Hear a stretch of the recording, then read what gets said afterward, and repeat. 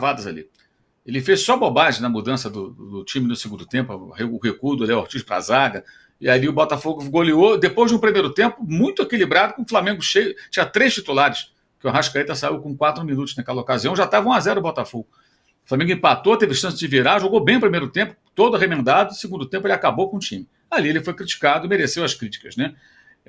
Contra o Corinthians é a mesma coisa, atuação patética, ele teve muita culpa naquilo ali, mas ontem não, né? Ontem ele montou bem o time, o Flamengo fez uma partida muito boa. Esse é um copo meio cheio de ontem, é que o time jogou muito bem, 2 jogos bem jogados. Contra o Bahia, um jogo de Copa, sem correr risco, ampliando a vantagem, só foi ameaçado no começo do jogo uma única vez.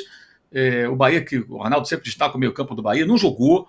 Então foi um jogo muito bom. E ontem também, o Flamengo se impôs sobre o Vasco todo o tempo. O Vasco teve 4 minutos de uma pressão com 2 escanteios ali e só, mais nada. Depois o Flamengo dominou, a pressão pós-perda funcionou muito bem, perdia a bola, recuperava no campo de ataque, iniciava o ataque, e o Vasco não conseguia sair jogando e rifava a bola, o Flamengo recuperava. Agora, o velho problema dos gols perdidos vem desde os tempos do Abel Braga. O Flamengo faz isso há muito tempo, cria, muitas chances para fazer um gol. Sem o Pedro fica pior ainda. E ontem foram várias chances claras desperdiçadas, com o Bruno Henrique, a cabeçada do Léo Ortiz no travessão, essa cabeçada que o Juca lembrou, defendida pelo Léo Jardim, cabeçada do Pulga, teve a bola que o Arrascaeta roubou do Esforça e acabou não chutando, quando recuou para o Léo Ortiz, ele não chutou de primeira, e perdeu mais uma oportunidade aí o Flamengo. Foram várias chances e fez um gol muito bonito, e agora o erro do gol é um erro de falta de concentração, que no jogo de Copa não sei se aconteceria, né? Porque aí eles se mobilizam de outra maneira, impressionante. Primeiro, assim, aí tem a gente fala, o Tite é retranqueiro. Cara, o Flamengo estava no ataque. Aí o Léo Pereira, ao invés de reter a bola, tocar do lado, deixar o tempo passar, tentou jogar como ponta esquerda. Baixou o caboclo Uri Geller, lembra? O Júlio César, do Léo Pereira. Só que ele não é Uri Geller. Tentou cavar uma falta, não foi nada, a jogada seguiu, né? E aí o contra-ataque do Vasco, o Everton Cardoso tinha entrado, o menino não fez a falta no Ryan, deveria ter feito a falta, ia tomar um cartão amarelo, ok, deixou passar, e aí vem erro do Fabrício Bruno, que não tentou cortar o cruzamento do Puma Rodrigues, e o Alexandre, que jogou muito bem, hesitou e não se antecipou ali. O Felipe Coutinho mergulhou e fez o gol de cabeça, empatando o jogo. O Vasco praticamente não atacou. Então, um copo meio vazio é essa falha no final e os gols perdidos. Copo meio cheio, o time jogou bem. Agora, contra o Peñarol, tem que jogar bem e vencer. O jogo de volta, na outra quinta, são 2 quintas-feiras às 7 da noite. Essa agora do Maracanã, na outra lá no Campeão del Siglo, em Montevidéu. Vai ser uma pressão violenta. O Peñarol jogou no final de semana com o time completo, ganhou de 4-0 do Rampla Júnior no Campeonato Uruguaio, não poupou jogadores e deve formar com uma linha de 5, como fez lá na Bolívia, quando segurou lá a derrota por apenas um gol diante do Strongest. Deve jogar para perder de pouco ou não perder. Provavelmente o Diego Aguirre vai montar o time nessas condições, pelo que ele vem fazendo na própria Libertadores, jogo fora de casa. E o Flamengo tem que fazer gol, tem que vencer esse jogo por mais de um gol, de preferência, porque senão vai ser muito, muito difícil a classificação. Eu entendo que se o Flamengo for eliminado da Libertadores, ele passa a ter alguma chance no Brasileiro, tá? Desde que ele não perca aí os 2 próximos jogos contra o Grêmio, fora, aí vai ser bem difícil, que deve ser um time todo reserva, esse jogo está entre as 2 partidas diante do Peñarol, e depois o Atlético Paranaense no Rio. Se o Flamengo fizer pontos nesses jogos, foi eliminado, ele vai ter que se concentrar mais no Brasileiro e talvez até possa brigar pelo título. Agora, se o Flamengo passar pelo Peñarol, acho muito pouco provável que possa fazer esse esforço todo, porque não vai aguentar, né? Ainda mais sem o centroavante, o goleador. Faz muita falta, é óbvio, e acho que a diretoria errou. Deveria ter trazido um centroavante.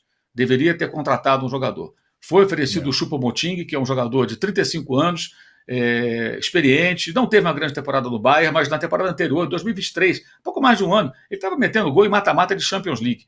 É um jogador pronto para entrar ali e fazer um papel que o Carlinhos... Gente, o Carlinhos ontem, a gente torce por ele, o garoto, o rapaz tem uma história de luta, um cara humilde, mas, chutou o chão, né?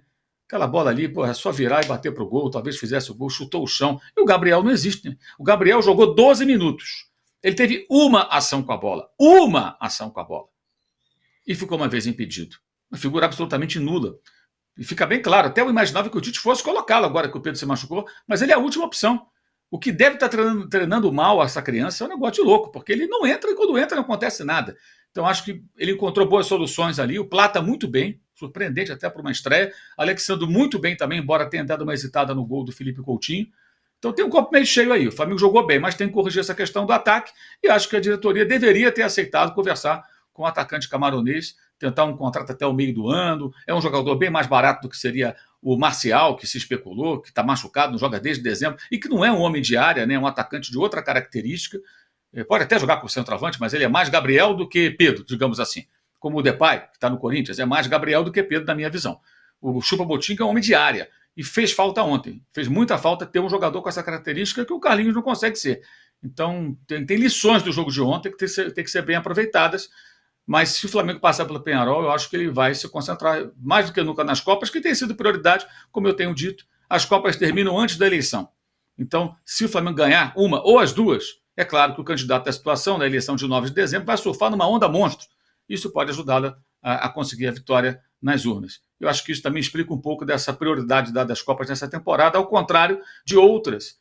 Flamengo em 2019, o Abel Braga pede demissão depois que a diretoria fala para ele, olha, a gente não quer perder contato com o líder do brasileiro, não.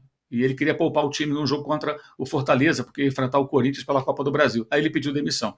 Você vê a mudança de comportamento, especificamente no ano eleitoral, me parece que isso não é coincidência.